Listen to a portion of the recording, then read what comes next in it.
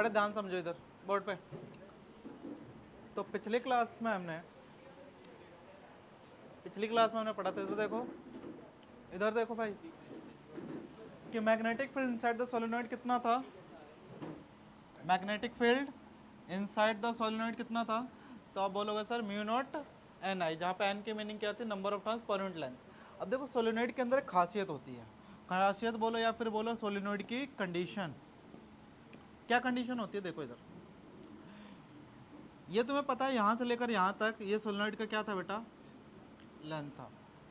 क्या है बेटा? लेंथ है। इसी लेंथ के अंदर ये क्या बना पड़ा है आपका? पूरा का पूरा कोइल बना पड़ा है। ये पूरा का पूरा कोइल बना पड़ा है यहाँ से लेकर यहाँ तक। और कोइल होगा तो इसका क्या होगा बेटा? रेडियस।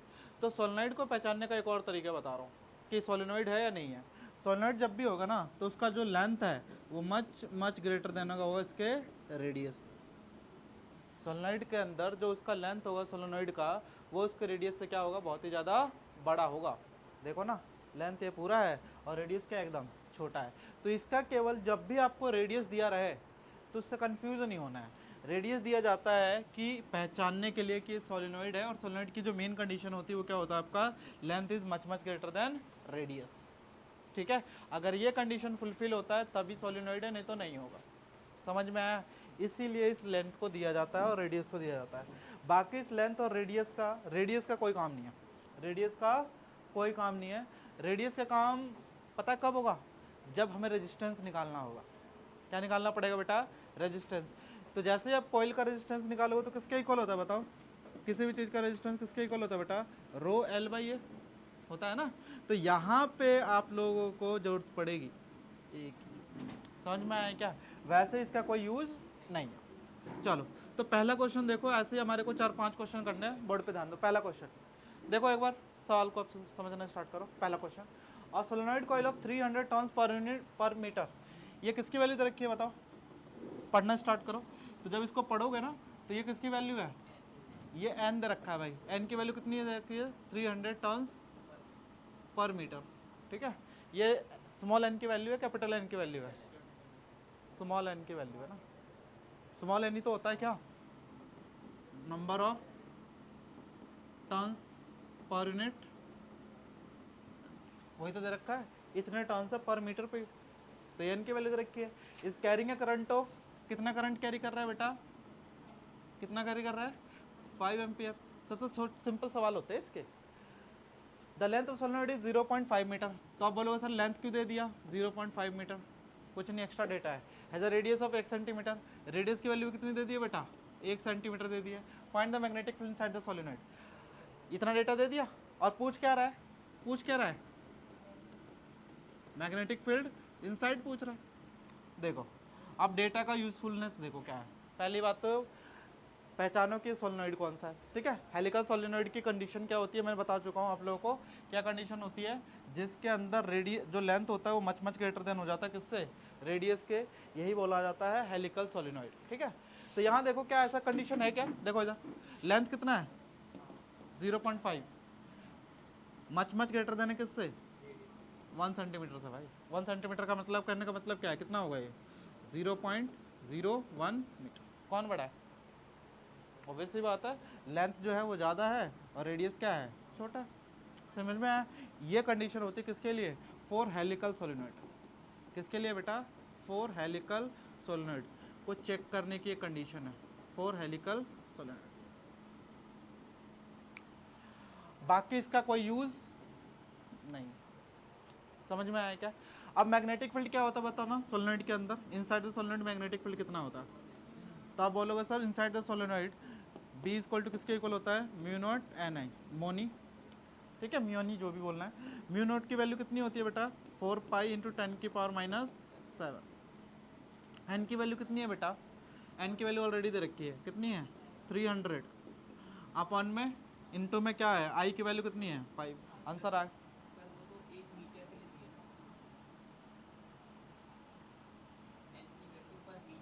हाँ,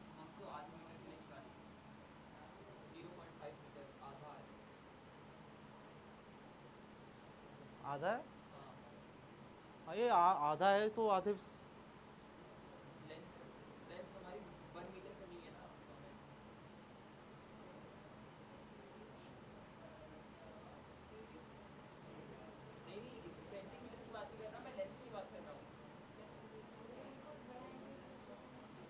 ये लेंथ की बेटा वैल्यू दे रखी है बस। आज तो कितना आ जाएगा, सॉल्व कर इसको। 6 पंजे 4 पाई इंटू में 6 पंजे 6 या 5 या 15 इंटू में 10 की पावर माइनस 7, 15 चौके 60, यानी कितना आ जाएगा 6 60, यानी इसका आंसर निकालो कितना आ जाएगा आपके पास, ये आ जाएगा। ठीक है, लिखो इसको बेटा।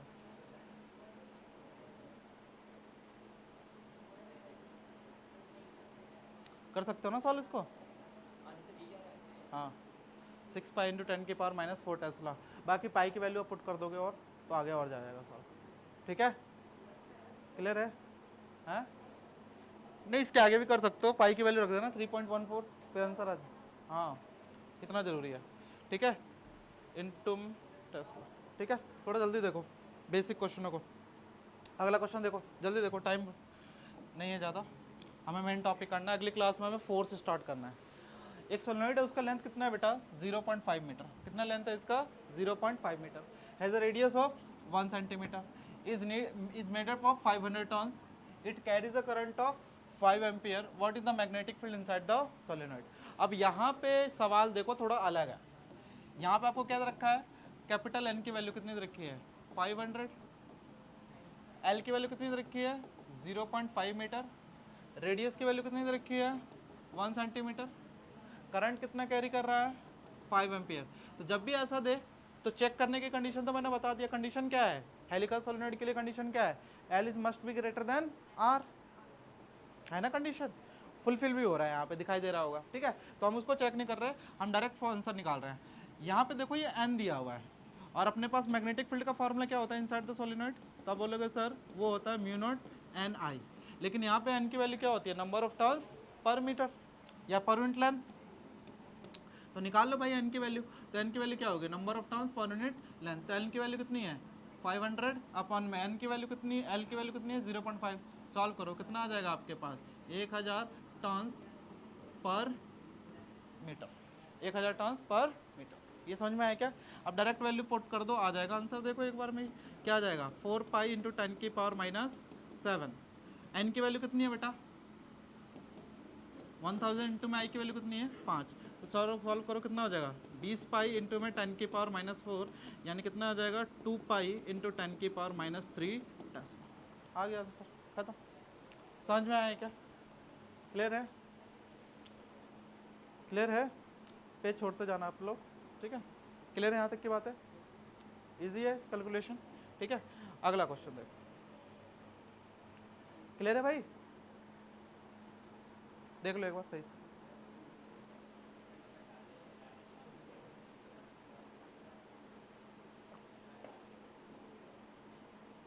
उसको क्या हो गया आज फिर से बीमार पड़। हाँ भाई ये क्वेश्चन करो अब, अगला आगे बढ़े। चलो अब देखो अगला क्वेश्चन, ये थोड़ा अच्छा क्वेश्चन है। देखो भाई ये सारे पेपर में आए हुए क्वेश्चन है जो इतना अभी तक करवाए हैं। A 0.5 metre long solenoid has 500 turns. कितना टर्न्स है बेटा 500 टर्न्स है। And is flux density, flux density को हम बेटा मैग्नेटिक फील्ड भी बोलेंगे। फ्लक्स डेंसिटी का दूसरा नाम क्या है मैग्नेटिक फील्ड, वैसे यूनिट से भी पहचान सकते हो। 2.52 इंटू 10 की power minus 3 Tesla at its centre, centre पे इतनी है। Find the current in the solenoid, तो करंट बताना है सोलेनोइड के अंदर, निकाल लोगे आराम से। कैसा निकल जाएगा, सब कुछ दे रखा है, एन की वैल्यू दे दिया 500 टर्न्स। कई दफ़े तो नंबर ऑफ टर्न्स पूछ लेता है कितने हैं। मैग्नेटिक फील्ड कितना दे रखा है 2.52 इंटू 10 की power minus 3 Tesla. Find the current in the solenoid, find the current in the solenoid. हाँ आ तो गया। लेंथ की वैल्यू भी कितनी दे रखी है 0.5 मीटर। ठीक है, and if the resistance of the wire is 5 ohm then find the value of EMF develop. ये थोड़ा एक्स्ट्रा क्वेश्चन आएगा। क्या बोला इसने, अगर रेजिस्टेंस है वायर का वो कितना है 5 ओम, तो बताओ कितना क्या डेवलप हुआ है बेटा ईएमएफ। समझ में आया क्या, ईएमएफ डेवलप कितना हुआ। यही आपका छठा चैप्टर, वहाँ पे केवल हम ईएमएफ फाइंड करते रहेंगे, ईएमआई, इलेक्ट्रोमैग्नेटिक इंडक्शन, सोलेनोइड्स के थ्रू ही पढ़ेंगे वहाँ भी, ठीक है। आ जाओ बोर्ड पे ध्यान दो भाई, बोर्ड पे ध्यान दे लो। तो कैसे निकालेंगे भाई करंट, कैसे निकालेंगे बताओ, कैसे निकालेंगे करंट, कैसे निकालेंगे? तो सबसे पहले एन की वैल्यू निकालो, number of turns per unit length, इसकी वैल्यू कितनी है 500 अपॉन में 0.5, सॉल्व करो कितना आ जाएगा आपके पास 1000 टर्न्स पर मीटर। करंट की वैल्यू निकालनी है, तो करंट की वैल्यू कितनी होगी, B equal to mu naught N I. तो आई की वैल्यू निकालो, तो आई की वैल्यू क्या हो जाएगी आपके पास, B अपॉन में म्यू नॉट एन, बी की वैल्यू कितनी है 2.52 इंटू 10 की पावर माइनस 3 अपॉन में म्यू नॉट की वैल्यू कितनी है 4 पाई इंटू 10 की पावर माइनस, इंटू में एन की वैल्यू कितनी है 10 की पावर 3। समझ में आया क्या?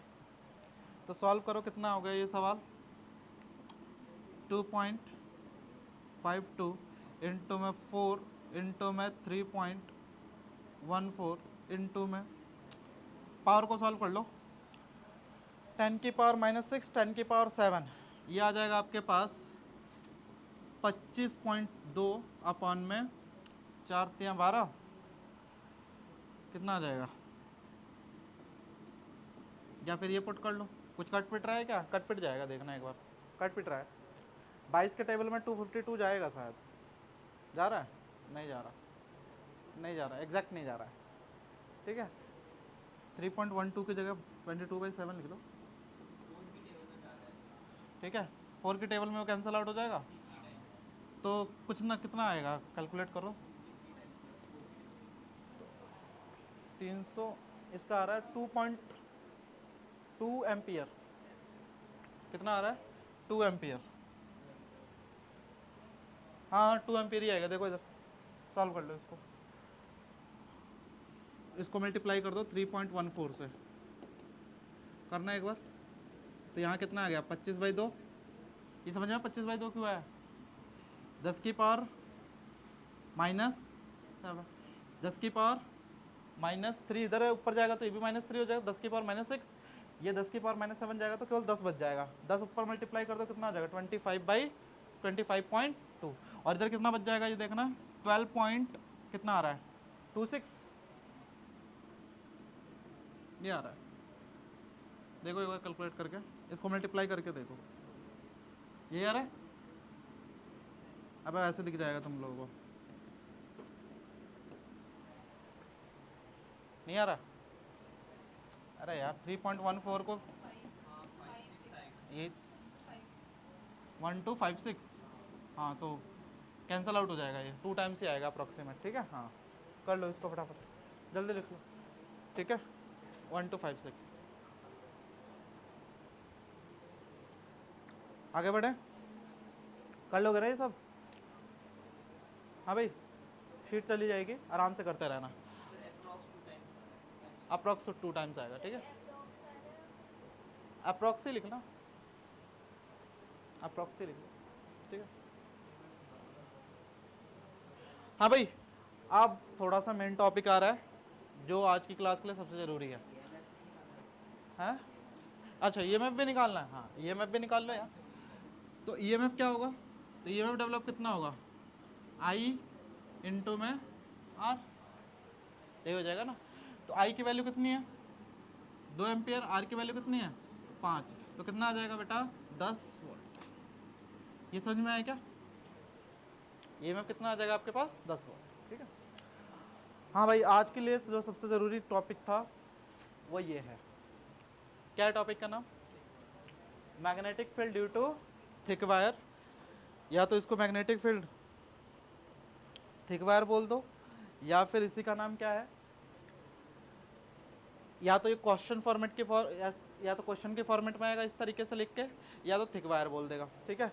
अब इसके अंदर 2 तरीके के क्वेश्चन बनते हैं, वैसे 4 क्वेश्चन मैंने यहाँ लिखे हुए हैं, और एक क्वेश्चन आपका आगे और बनता है, ये आता है न्यूमेरिकल इस पर अलग से, ठीक है।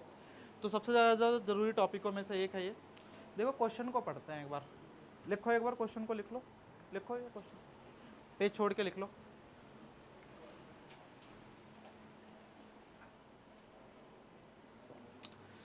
Magnetic field due to thick wire.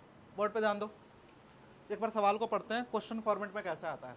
A straight thick wire, a straight thick long wire of cross section of radius a, इसका रेडियस कितना है बेटा a, is carrying a steady current. Steady current का मतलब है यूनिफॉर्मली करंट फ्लो हो रहा है और उसकी वैल्यू कितनी है बेटा आई।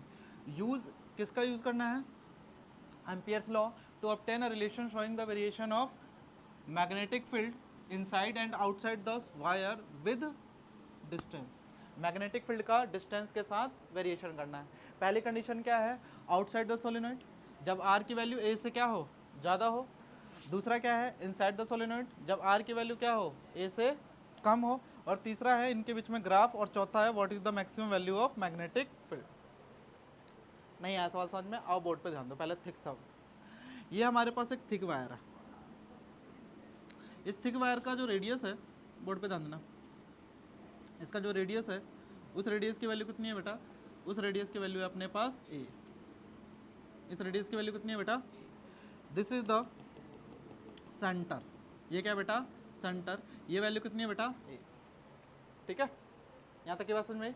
और इसके अंदर करंट फ्लो हो रहा है, इसके अंदर करंट फ्लो हो रहा है, और करंट फ्लो होने का मतलब है चार्जेस इसके अंदर क्या कर रहे हैं बेटा, मूव कर रहे हैं, और मूव करने के कारण करंट फ्लो हो रहा है। तो इसके अंदर दो पॉइंट पर मैग्नेटिक फील्ड निकालना है। पहला पॉइंट क्या है कि जो भी डिस्टेंस लिया जाता है, याद रखना कहाँ से लिया जाता है, फ्रॉम द सेंटर। तो यहाँ से किसी डिस्टेंस आर पे निकालना है, कोई आउटसाइड द पॉइंट है। ये समझ में आया क्या, यहाँ पे देखो ये क्या हो गया, आर, आर जो भी डिस्टेंस होता है कहाँ से लिया जाता है, फ्रॉम द सेंटर। यानी आर पहला पॉइंट है, पी पॉइंट मान लेते हैं इसको, जो कि सेंटर से कितनी दूरी पे है बेटा, आर दूरी पे है। तो दिखाई दे रहा है पहला केस आ गया, क्या है पहला case, R is greater than a, और इसी को बोलते हैं क्या, आउटसाइड द सोलेनोइड। समझ में आया क्या। दूसरा केस क्या है, दूसरा केस क्या है बेटा, दूसरा केस ये है कि दूसरा केस निकालना है आर इज लेसर देन ए। मतलब कहने का मतलब कोई पॉइंट है, वो क्या करेंगे हम, यहाँ से लेकर यहाँ तक एक डिस्टेंस ले लेंगे और इस डिस्टेंस की वैल्यू को कितना लिख देंगे, आर।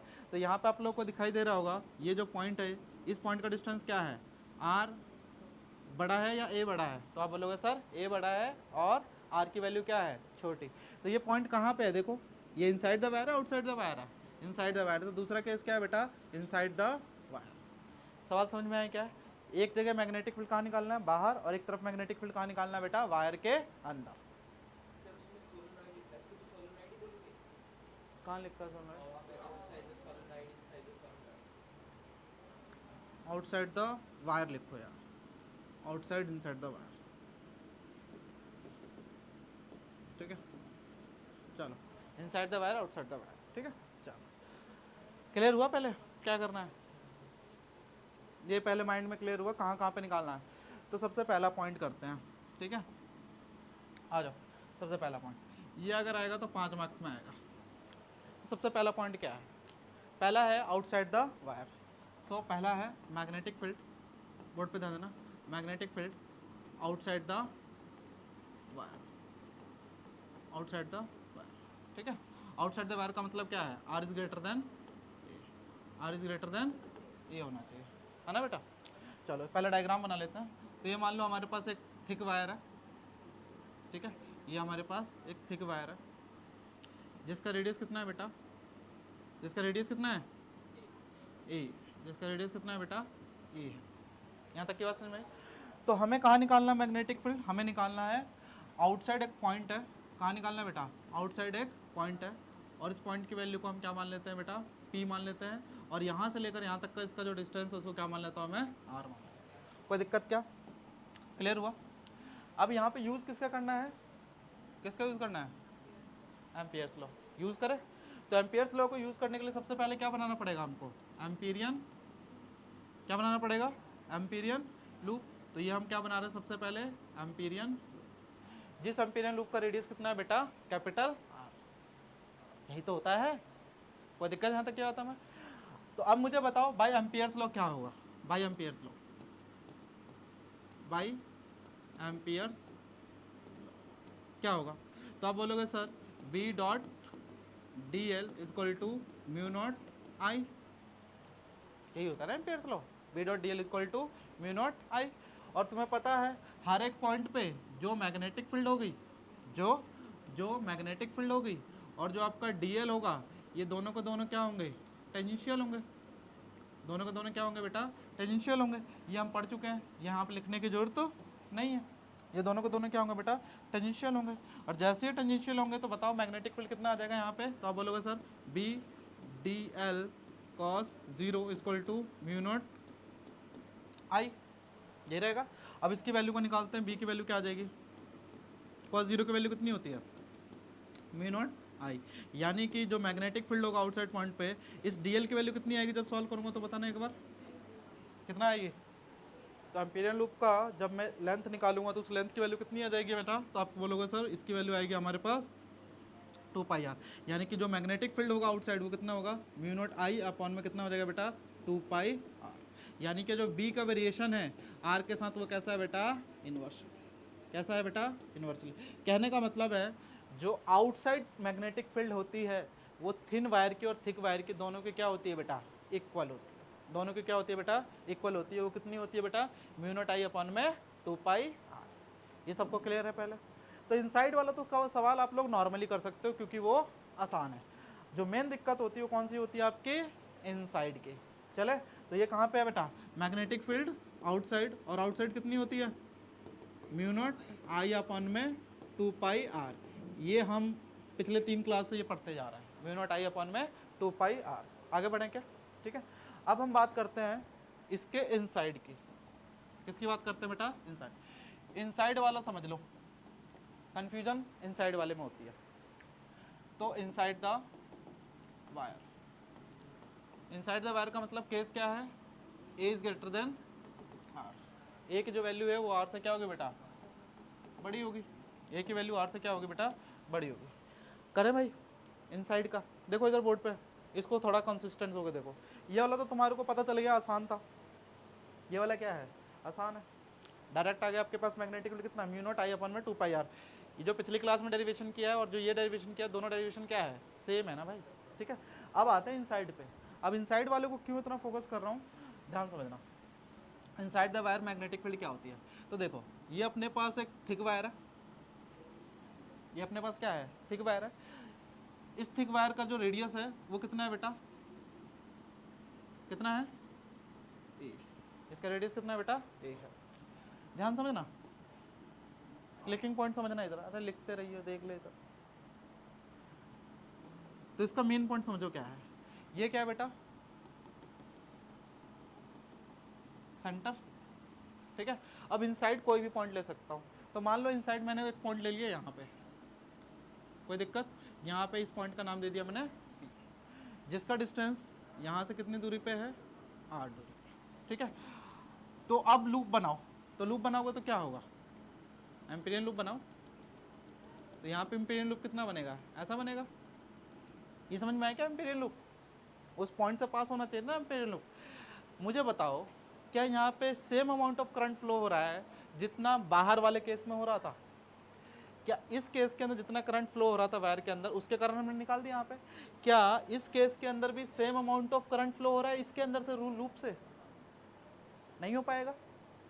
आप बोलोगे सर क्यों नहीं होगा, क्योंकि इतना क्यों नहीं हो पाएगा, ध्यान समझना, क्योंकि इतने से तो करंट नहीं जाएगा, हटाना पड़ेगा, यहां से लेकर ऊपर तक के करंट तो नहीं जाएगा, ना ही करंट के अंदर कंट्रीब्यूशन होगा इस नीचे वाले हिस्से का, इसका भी करंट नहीं होगा।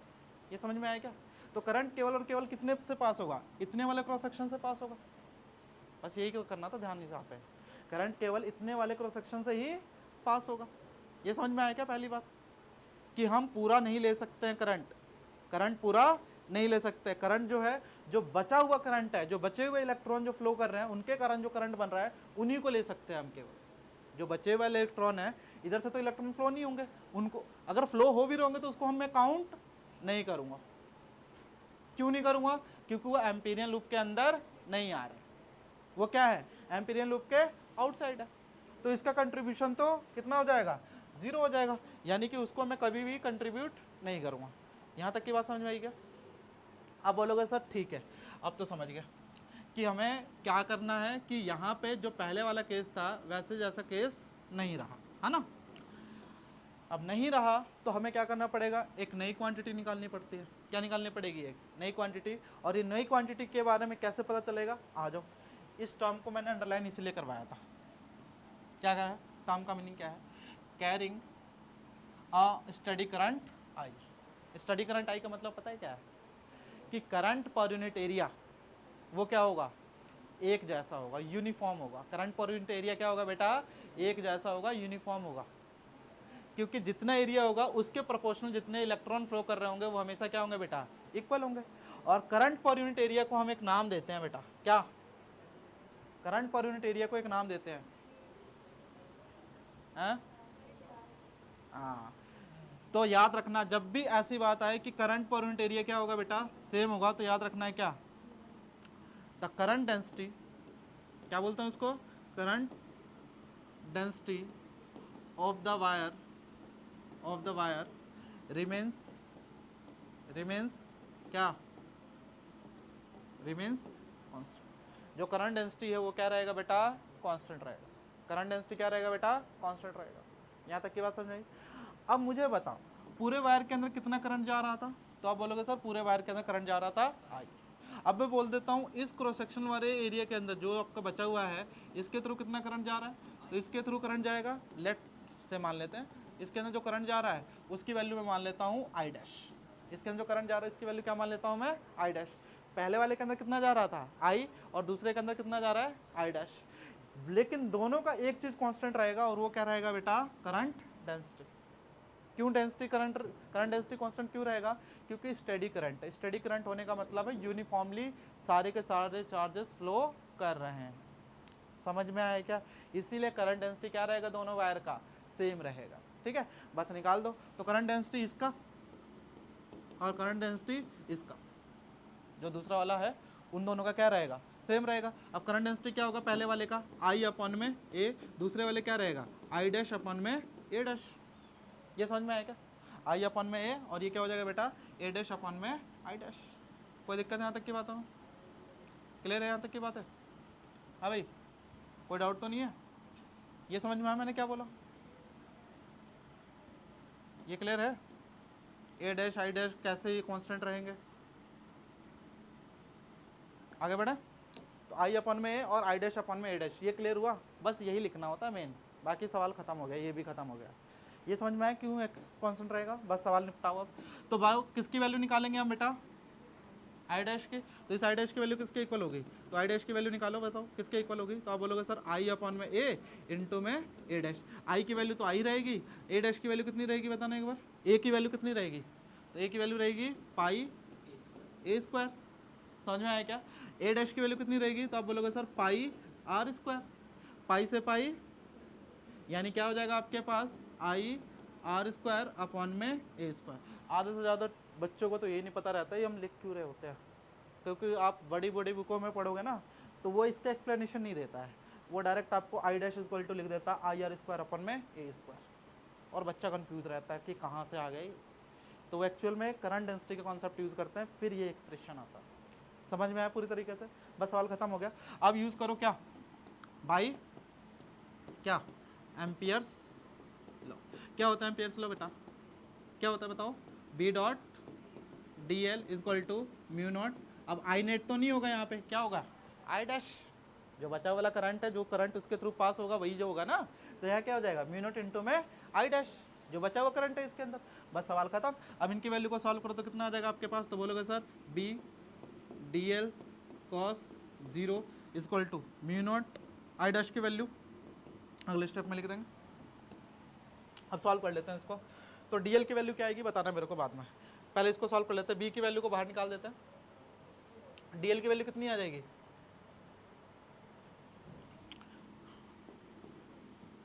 बताओ इस डी एल की वैल्यू कितनी आ जाएगी। बी को बाहर निकाल दिया, बी को बाहर निकाल दिया, अंदर क्या बचा बेटा, डी एल कॉस जीरो की वैल्यू कितनी हो जाएगी 1, और ये क्या बच जाएगा अपने पास म्यू नॉट आई डैश। ये समझ में आया क्या, तो डी एल की वैल्यू कितनी आ जाएगी, मैं डायरेक्ट अब आंसर लिख रहा हूँ। तो बी इंटू में क्या आ जाएगा बेटा 2 पाई आर, 2 पाई आर आएगा 2 पाई ए आएगा, है 2 पाई आर आएगा 2 पाई ए, लूप का ही लिया जाता है ना, तो एम्पीरियन लूप के अंदर क्या है रेडियस आर है ना, ठीक है। और इसकी वैल्यू को लिख देते हैं अब म्यू नॉट आई डैश की वैल्यू कितनी है बताना एक बार, निकाल चुके हैं आई डैश की वैल्यू कितनी है, आई आर स्क्वायर अपॉन में ए स्क्वायर। अब काट पीट करो जो काट पीट हो रहे हैं, तो एक आर से एक आर, एक आर से एक आर कैंसिल। क्या बच गया बताना, बी की वैल्यू क्या आ गई। अब इसी तरफ लिखेंगे तो क्या आ जाएगा बी की वैल्यू, तो बी की वैल्यू आ जाएगी अपने पास mu naught I R upon में 2 पाई ए स्क्वायर। तो इनसाइड जो मैग्नेटिक फील्ड होता है वो कितना होता है, mu naught I R 2 pi a square. ठीक है, तो पेपर में आप फार्मूले को तो याद रख नहीं सकते हो, किसको याद रखना पड़ेगा, कॉन्सेप्ट्स को। किसको याद रखना पड़ेगा, कॉन्सेप्ट्स को, तभी बन पाएगा। समझ में आया क्या, क्लियर है। अब चौथे पार्ट को भी कर लेते हैं लगे हाथी। चौथा पार्ट क्या है, चौथा पार्ट देख लो। चौथा पार्ट, तीसरे पार्ट को रुको, ग्राफ बनाना है। चौथे पार्ट को, what is the maximum value of magnetic field. तो maximum value of magnetic field क्या होती है समझ लो इसको। पहली बात तो magnetic field at the surface बताना कितनी होगी, magnetic field at the surface कितनी होगी, surface of the wire. Thin wire पे जीरो थी, थिक वायर पे जीरो नहीं होगी। बताओ सरफेस पे कितनी होगी। तो जब मैं सरफेस पे निकालूंगा तो तुम्हें पता है आर की वैल्यू किसके इक्वल हो जाएगी, ए के इक्वल हो जाएगी। भाई मैं सरफेस पे जाऊंगा तो जो एम्पीरियन लूप का आर था वो किसके इक्वल हो जाएगा, ए के इक्वल हो जाएगा, ए के इक्वल हो जाएगा। जब ए के इक्वल हो जाएगा तो इस वैल्यू को पुट करो तो क्या आ जाएगा अपने पास, म्यू नॉट आई ए अपॉन में 2 पाई ए स्क्वायर। ए से ए कैंसिल, कितना बच गया आपके पास, म्यू नॉट आई अपॉन में 2 पाई ए। कहने का मतलब है, कहने का मतलब है कि जो सरफेस पे मैग्नेटिक फील्ड होगा वो कितना होता है बेटा आपके पास, म्यू नॉट आई अपॉन में 2 पाई ए। जितना रेडियस है उसके अकॉर्डिंग कितना बन जाएगा इसका, म्यू नॉट आई अपॉन में 2 पाई ए। और ये जो वैल्यू होती है यही क्या होती है इसकी, क्या होती है, मैक्सिमम। अब ध्यान दो इधर एक और चीज। अब तीसरा पार्ट कर लेते हैं फटाफट लगे हाथ।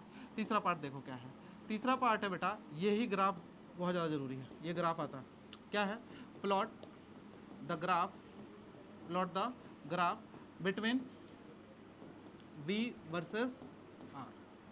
ठीक है, एक बार लिखना सारी वैल्यू को, V वर्सेस R की वैल्यू को लिख लें। तो तीनों वैल्यू आप लोगों को आई थिंक क्लियर हो गया होगा। तीनों वैल्यू को मैं थोड़ा इधर साइड में लिख देता हूँ, तो देख लो इधर, इधर देखो साइड में लिख देता हूँ मैं। ठीक है,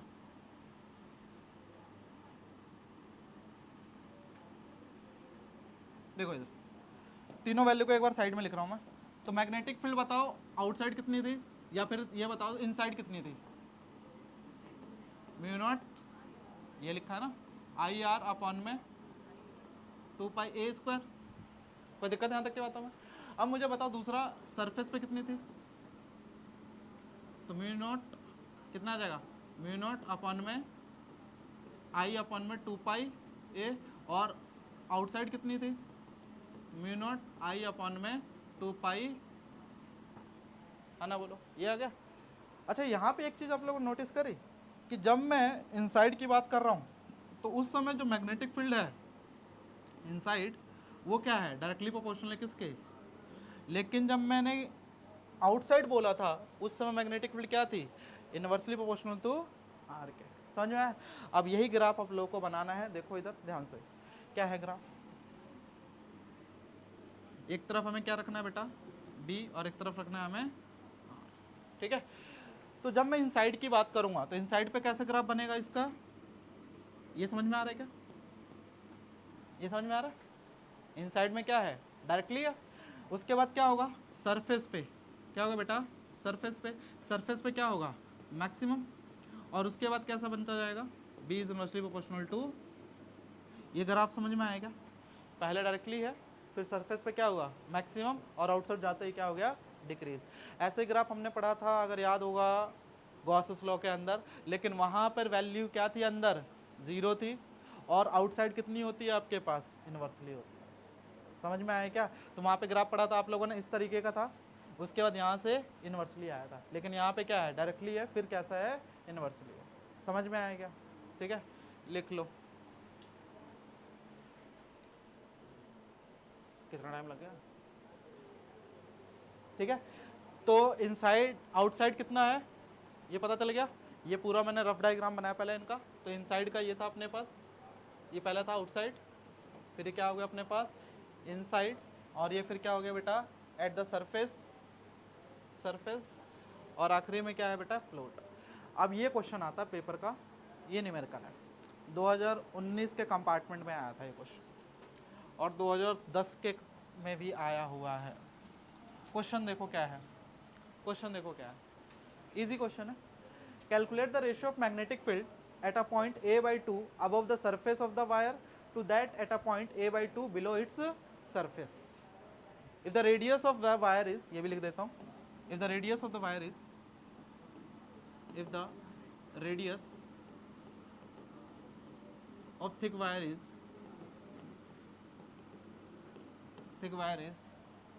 a, करिए, सवाल समझ में क्या है? देखो करना है, खुद से करोगे, करो, मुझे क्या। देखो भाई ये सवाल है, ये फेवरेट क्वेश्चन है, कई दफे आ चुका है। Calculate the ratio of magnetic field at a point a/2 above the surface of the wire to that of at a point a/2 below its surface if the radius of the thick wire is small a। इधर देखो ये सवाल क्या बोलना चाह रहा है, पहले समझ तो लो। ये अपने पास एक थिक वायर है, ये क्या अपने पास एक थिक वायर है जिसका रेडियस कितना मेंशन कर रखा है इसने बेटा, कितना कर रखा है a। यहाँ तक की बात समझ में आई? इसका रेडियस कितना मेंशन कर रखा है इसने। अब क्या बोल रहा है, बोल क्या रहा है, देखो इधर a/2 अबव द सरफेस, कोई पॉइंट है बाहर का, वो कितनी दूरी पे बेटा, कितना है a/2, अबव द सरफेस कितना है बेटा a/2, और बिलो द सरफेस भी कितना है, कितना है a/2, यानी कोई पॉइंट यहाँ भी है, ये P है और इसे मान लेते हैं हम P डैश।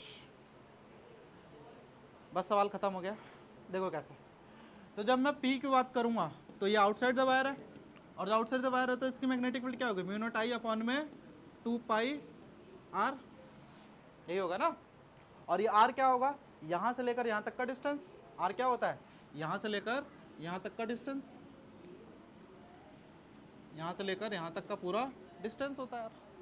अच्छा देखो, यहाँ से लेकर यहाँ तक का डिस्टेंस कितना है a, और यहाँ से लेकर ऊपर तक का डिस्टेंस कितना है a/2, यानी r की वैल्यू जब निकालूंगा तो क्या हो जाएगा a प्लस में a/2, और ये कितना हो जाएगा आपके पास 3a/2।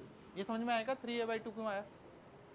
लेकिन अब दूसरे वाले पॉइंट को भी देख लेते हैं, लगे हाथ, दूसरे वाले पॉइंट को भी देख लो इधर, यहाँ से लेकर यहाँ तक का भी तो डिस्टेंस निकालोगे आप, और इस डिस्टेंस को मान लेते हैं बेटा r डैश। कितना मान लेते हैं बेटा r डैश। अच्छा बताओ ये r डैश कितना होगा, तो आप बोलोगे सर पूरे a में से मैं ये घटा दूंगा a/2, तो अपने पास क्या आ जाएगा r डैश की वैल्यू, यानी r डैश की वैल्यू कैसे निकलेगी, पूरे a में से कितना घटाना पड़ेगा a/2, यानी कितना आ जाएगा बेटा आपके पास a/2, यानी कि जब मैं r डैश की वैल्यू निकालूंगा, इनसाइड रेडियस की वैल्यू निकालूंगा, तो उसकी वैल्यू कितनी आ जाएगी आपके पास a/2। बस सवाल खत्म हो चुका है, देख लो इधर बोर्ड पे आप क्या होगा सवाल के अंदर। अब इसको अंदर पुट करते हैं, और ये क्या है P डैश, इसकी वैल्यू बताओ कितना होगा, μ0I r में 2πa², ये है ना इनसाइड, और ये क्या है आउटसाइड। तो इनसाइड का बताओ कितना आ जाएगा अपने पास, μ0I में 2π, a की वैल्यू कितनी, r की वैल्यू कितनी है बेटा 3a, 2 को मैं ऊपर मल्टीप्लाई कर देता हूँ तो 3a/2, 2 नीचे वाला था, ऊपर को मैंने मल्टीप्लाई कर दिया, ठीक है। अब यहाँ पे देख लो, यहाँ भी, यहाँ क्या किया मैंने, μ0I, r की वैल्यू कितनी है a/2, तो 2 को मैं नीचे मल्टीप्लाई कर दूंगा मैं, ठीक है। तो इसको a ही लिखते हैं, इधर क्या आ जाएगा 2πa² इंटू में 2, ठीक है। अब इन दोनों को क्या कर दो, डिवाइड कर दो, रेशियो तो निकालना है। जब रेशियो निकालोगे तो क्या करोगे, BP में BP डैश। देखो सारी चीज़ें कट पिट जाएंगी, मोस्ट ऑफ चीज़ें क्या हो रही हैं, सारी चीज़ें कट जाएंगी। तो देखो ऊपर का क्या है, μ0 2 में I में क्या है बेटा 2π में 3a, नीचे देखो क्या है आपके पास μ0 में I में a, और क्या है इधर, और क्या है 2πa² में 2। अब काट पीट कर देखो, दिख रहा होगा, μ0 से μ0, I से I, 2 पाई से 2 पाई, ए से एक खत्म, और एक ए से ये वाला ए भी खत्म। समझ में आया क्या? तो कितना बच गया इधर, ये 2 और 2, और भी कुछ कट रहा है क्या? 2 इससे मल्टीप्लाई हुआ, देखो जो बच गया वो लिख देते हैं, 2 इधर बच गया, 2 ऊपर बच गया, तो 2 इंटू में 2, नीचे क्या बच गया आपके पास, केवल और केवल 3। यानी कितना आंसर आ गया आपके पास, 4/3। कितना आंसर है बेटा, 4/3। कितना आंसर है आपके पास, 4/3। ठीक है, ठीक है, कैसे आ गया? ठीक है, तो कितना आ गया आपके पास, 4/3। समझ में आया क्या? ठीक है।